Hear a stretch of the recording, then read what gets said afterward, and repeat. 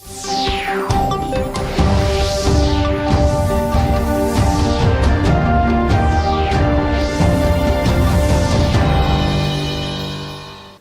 evening, viewers. Welcome to the Northeast News Bulletin. This is Niharika Kolita presenting the headlines first.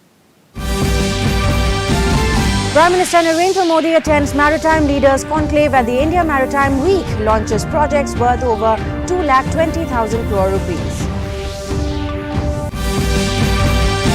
Lok Sabha MP Dilip Saikia represents India at the UN General Assembly, speaks on India's policy on the issue of human rights in Myanmar.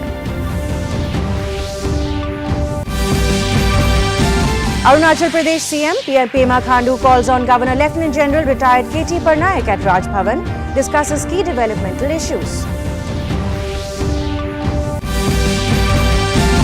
Sikkim CM Prem Singh Tamang attends career counselling cum job fair in Gangtok, stresses importance of career counselling.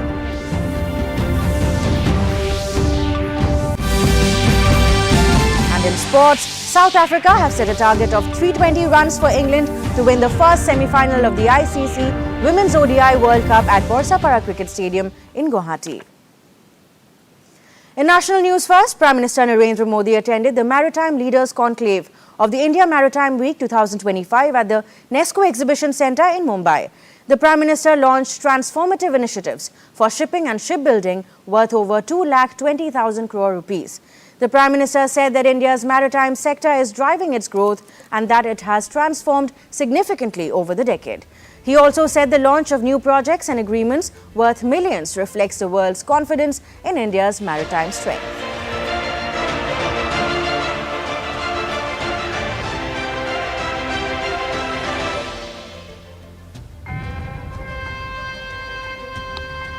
आज ये summit एक global event बन गई है।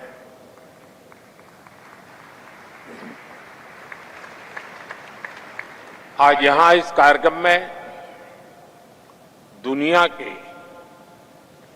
85 से अधिक देशों की भागीदारी ये अपने आप में एक बहुत बड़ा मैसेज दे रही है। शिपिंग जायंट्स, उसके सीईओ से लेकर स्टार्टअप्स तक और पॉलिसी मेकर से लेकर इन्वेस्टर्स तक इस समय सभी यहां मौजूद हैं। स्मॉल आइलैंड नेशंस के प्रतिनिधि भी यहां उपस्थित हैं। आप सभी के विजन से इस समिट की सिनर्जी और एनर्जी दोनों बढ़ा दी है। The President, Draupadi Murmu, today undertook a 25-minute sortie in a Rafale fighter jet from the Ambala Air Force Station in Haryana. The President was accorded a ceremonial guard of honor after she arrived this morning. She was welcomed by Air Chief Marshal Amarpreet Singh, Haryana Cabinet Minister Anil Vij and other officials. The President described her Rafale sortie experience as unforgettable, expressing pride in India's defence capabilities and congratulated the Indian Air Force for the successful mission. In April 2023, President Murmu had undertaken a sortie in the Sukhoi 30 MKI fighter aircraft at Assam's Tezpur Air Force Station.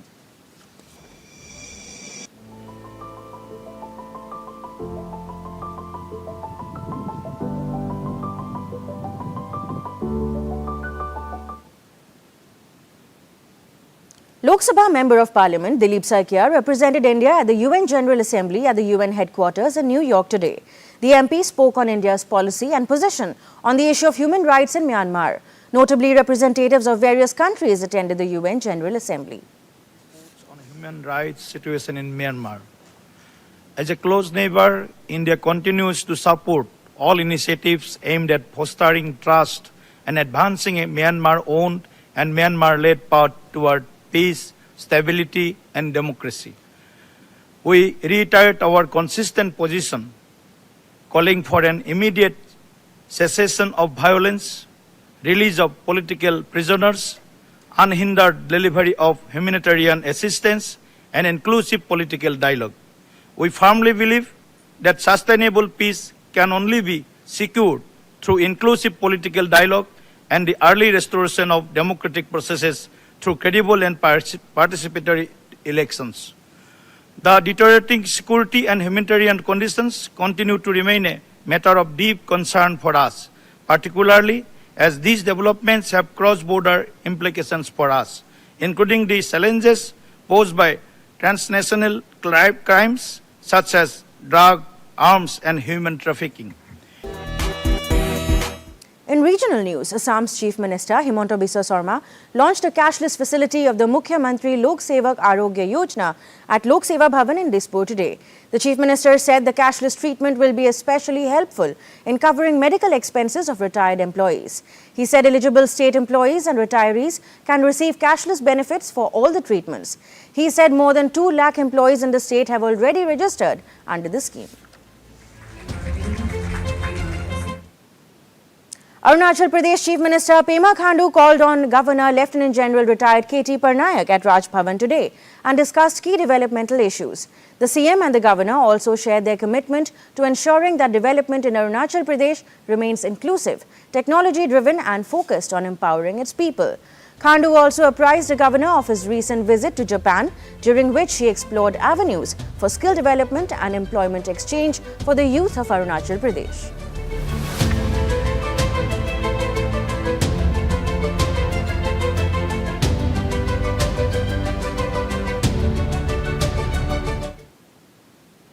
Chief Minister Pema Khandu had an engaging interaction with Professor Mahendra P. Lama on the study report on opening of trade routes along Arunachal Bhutan and Arunachal Myanmar borders. Taking to social media, Khandu said he found Professor Lama's insights on inclusive border development, livelihood generation and sustainable connectivity enlightening. He added that the state held immense potential to emerge as a vibrant bridge between India, Bhutan and Myanmar, where connectivity meets not just roads, but opportunities and relationships.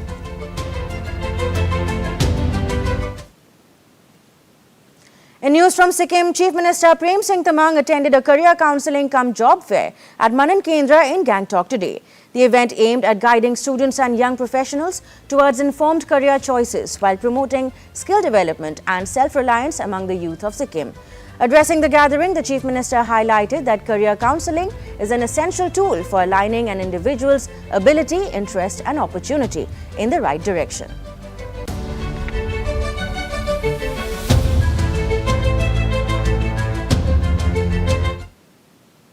Meghalaya Chief Minister Conrad K. Sangma inaugurated the mini secretariat at Pinursla on Tuesday. Taking to social media, Sangma said the new facility marks a major step forward in bringing governance closer to the people.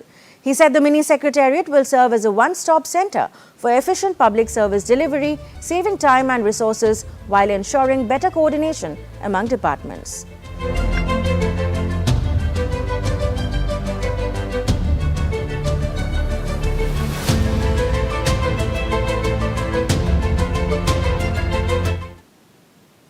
The Meghalaya government launched 2 major national initiatives, Aadhaar Mission Mode Project 2.0 and Pradhan Mantri Ujjwala Yojana 3.0, aimed at strengthening welfare delivery and expanding clean energy access in the state on Tuesday. Aadhaar Mission Mode Project 2.0 will accelerate KYC verification, improve data accuracy and enhance beneficiary identification under the National Food Security Act. Food and Civil Supplies Minister Methodius Dakhar emphasized that eKYC completion is a legal requirement, following a Supreme Court directive with a deadline set for June 30, 2025. He cautioned that non-compliance could lead to curtailment of food grain allocations and subsidy holds. For all of you that we have met for the first time, that we are working together in the department, like our Principal Secretary had mentioned. It's like a family, that how we can take our state forward and how we can work to serve the people of our state and to serve the society. So I would, like our principal have already requested you, to put more effort to take this program of the central government and the state government to take it forward. Arunachal Pradesh Governor Lieutenant General retired KT Parnaik interacted with NSS volunteers and program officers of Rajiv Gandhi University at Raj Bhavan in Itanagar today. The governor encouraged GNSS program officers and volunteers to cultivate inclusiveness, empathy and positivity in their daily lives. He urged them to develop the spirit of problem solving and to approach every challenge with a constructive mindset.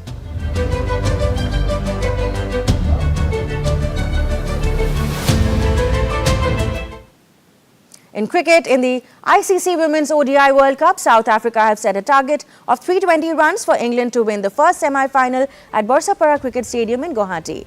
Guwahati is hosting its first ever World Cup semi-finals, a momentous occasion that places Guwahati on the global cricket map. Earlier, England won the toss and opted to field in the second semi-final tomorrow. Hosts India will take on Australia at the DY Patil Stadium in Navi Mumbai.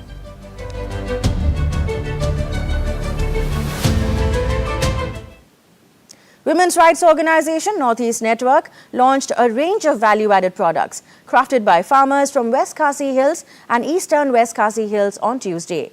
The event aimed at strengthening market linkages under the theme Visibilize Women's Work, Strengthen Communities.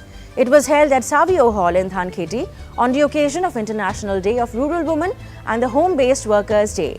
The occasion witnessed the unveiling of woolen and tailoring products made by survivor groups and home-based workers from East Khasi Hills.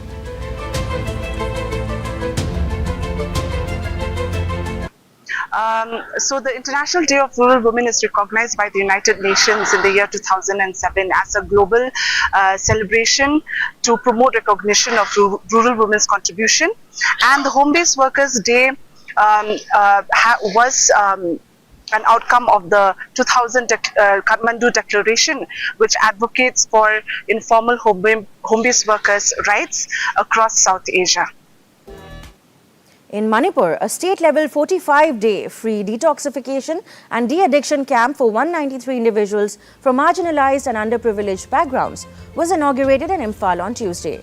Organized by U Trust in collaboration with the Social Welfare Department, the camp is being held under the theme Stop Criminalization, Promote Healthy Treatment. MLA Thangja Marun Kumar attended the inaugural function as the chief guest and highlighted the importance of providing support and rehabilitation to those battling substance abuse.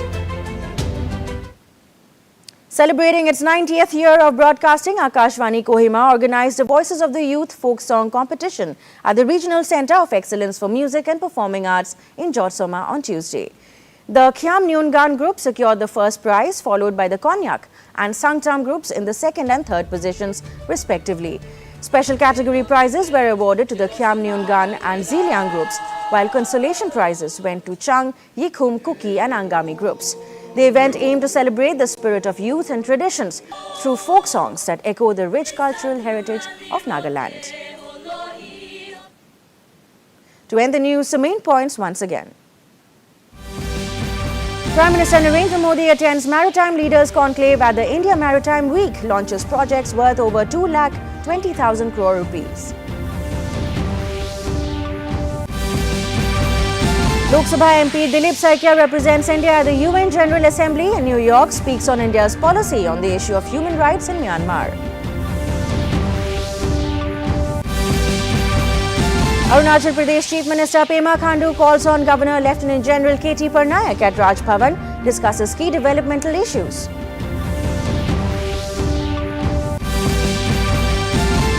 Sikkim CM Prem Singh Tamang attended career counselling cum job fair in Gangtok, stresses importance of career counselling.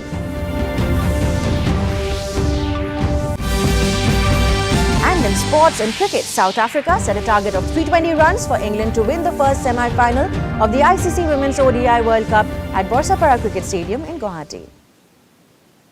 That brings us to the end of this evening's bulletin. Thank you for tuning in. Namaskar.